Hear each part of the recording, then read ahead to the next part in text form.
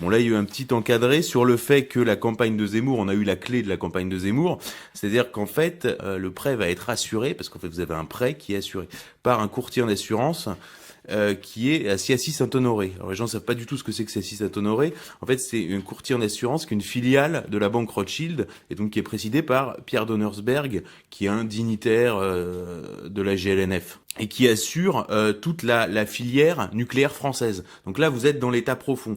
Pierre Donnersberg, c'est lui qui avait financé la campagne d'En Marche en assurant le prêt de Macron. Macron qui lui avait remis la Légion d'honneur 6 mois avant. Et ça, c'était sorti dans les Macron Leaks. J'avais été le seul, je pense avoir été le seul à le révéler.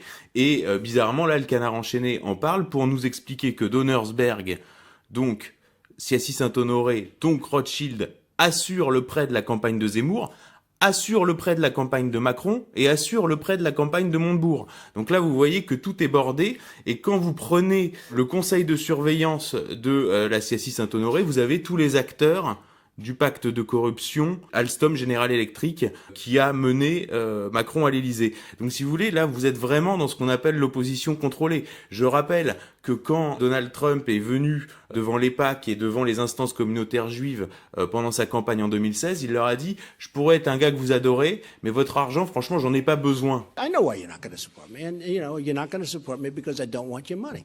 Isn't it crazy? No, it's true. Yeah, but that's okay. You want to control your own politician. That's fine. Good. But I will think about that, folks. Don't worry about it.